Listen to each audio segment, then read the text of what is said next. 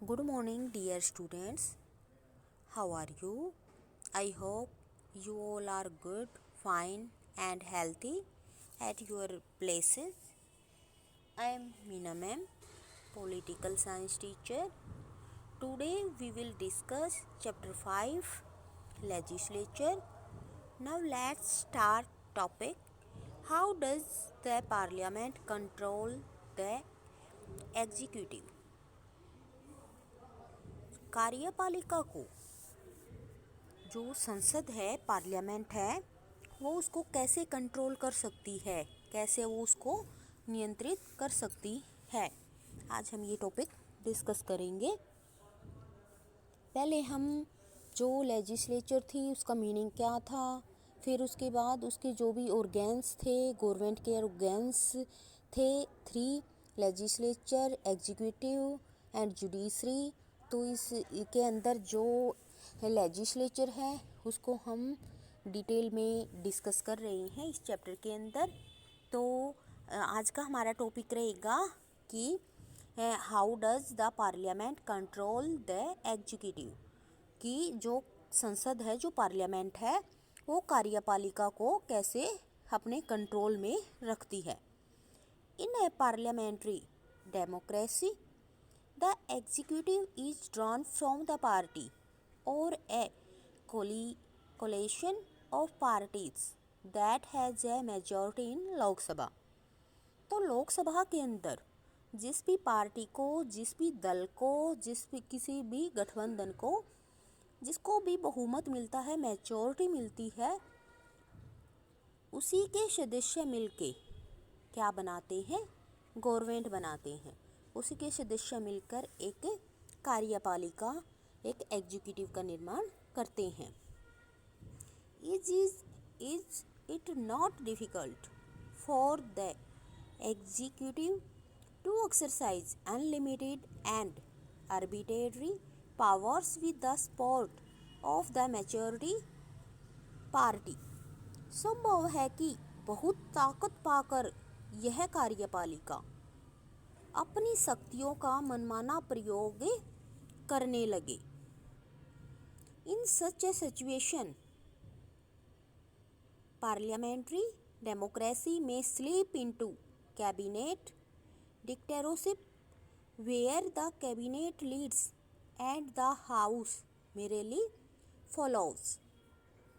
तो ऐसी स्थिति में, ऐसी सिचुएशन में जो पार्लियामेंट है, डेमोक्रेसिक मंत्रिमंडल को तानाशाही में बदल सकता है, उसको डिक्टेटरशिप में चेंज कर सकता है, जिससे मंत्रिमंडल जो कहेगा सदन को वही करना पड़ेगा। हाउस को जो भी कैबिनेट लीड्स कहेंगे, जो भी मंत्रिमंडल कहेगा, द हाउस मेरेली फॉलोज, तो सदन को वही मानना पड़ेगा, वही चीज़ों को फॉलो करना पड़ेगा। Only if the parliament is active and vigilant can it keep regular and effective check on the executive। जब संसद, जब पार्लियामेंट सक्रिय होगी, एक्टिव होगी और सचेत होगी, तभी वह कार्यपालिका पर अपना कंट्रोल, अपना प्रभाव, इफेक्ट बना सकेगी, उस पर अपना कंट्रोल रख सकेगी। There are many ways in which the parliament can control the executive। ऐसे बहुत सारे मेथड्स हैं, स्किल्स हैं, बहुत सारी विधियां हैं जिनका प्रयोग करके कार्यपालिका को नियंत्रित करती है पार्लियामेंट, संसद। But basis to them all is the power and freedom of the legislators as people's representatives to work effectively and fearlessly। लेकिन इसके लिए ज़रूरी है, एक आवश्यक है कि जो भी सांसद हैं, विधायक हैं, उनको जनप्रतिनिधियों के रूप में प्रभावी और निर्भीक रूप से, बिना किसी डर के, शक्ति और स्वतंत्रता प्राप्त हो। फेयरली, बिना किसी डर के और बिल्कुल स्वतंत्र रूप से वो स्वतंत्र हों।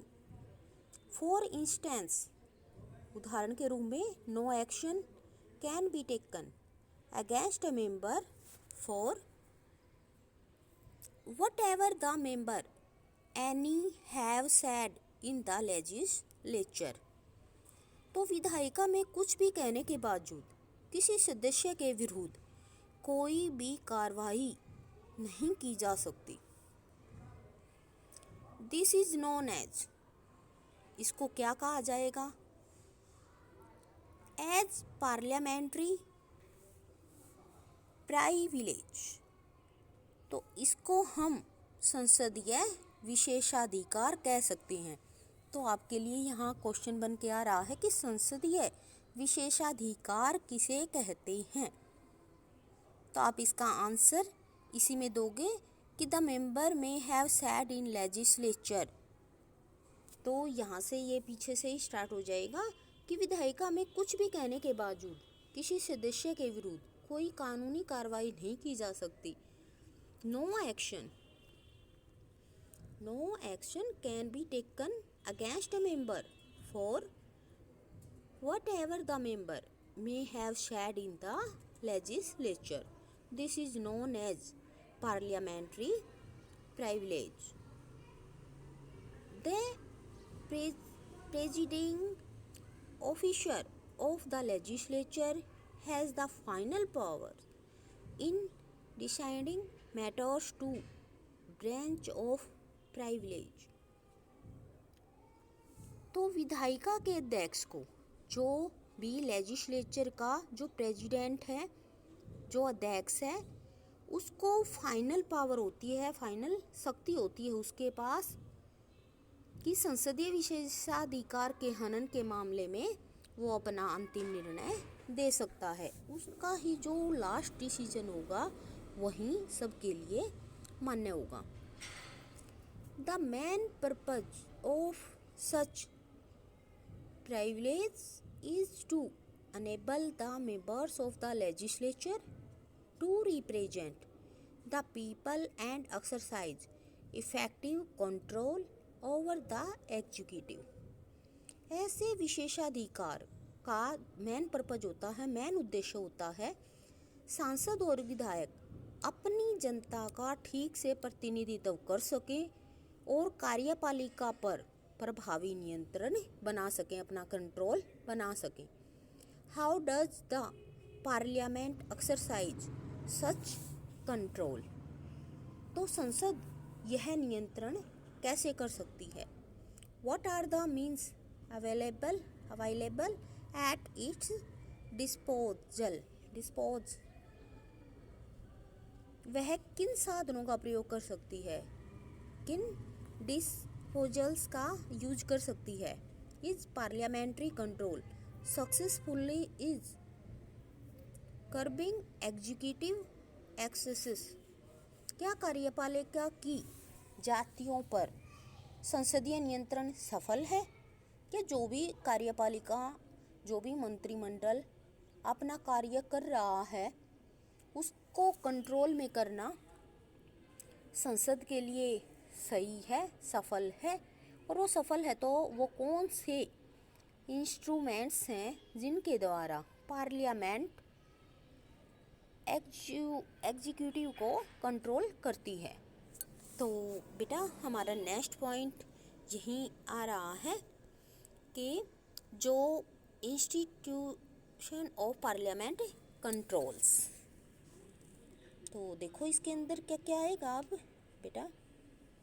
The legislature in parliamentary system ensures executive accountability at various stages. तो जो संसद है, लोकतंत्र में विधायिका अनेक स्तरों पर बहुत सारे ऐसे स्टेप हैं जिनसे कार्यपालिका की जवाबदेही को सुनिश्चित करने का काम करती है। Policy making, implementation of law or policy and during the post implementation stage।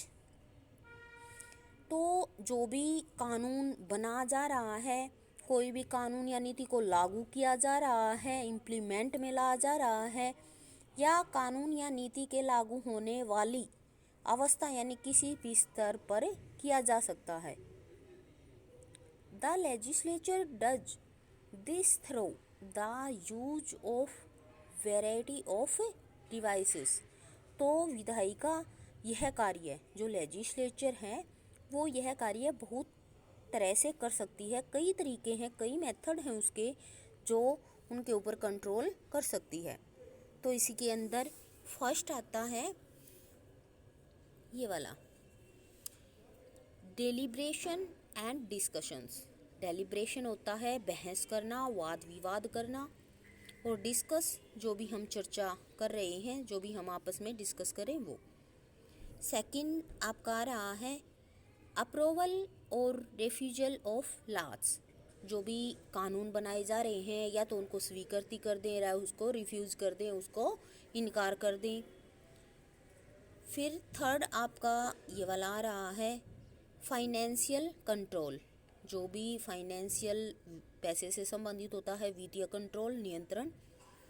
और फोर है नो कॉन्फिडेंस मोशन, अविश्वास प्रस्ताव। तो बेटा नेक्स्ट आज हम इस वीडियो में इतना ही करेंगे। नेक्स्ट वीडियो में हम आगे का चैप्टर डिस्कस करेंगे, इनको डिटेल से करेंगे कि डेलिब्रेशन एंड डिस्कशन क्या होता है, अप्रूवल और रिफ्यूजल ऑफ लॉज क्या होते हैं, फाइनेंशियल कंट्रोल क्या होता है, और नो कॉन्फिडेंस मोशन क्या होता है।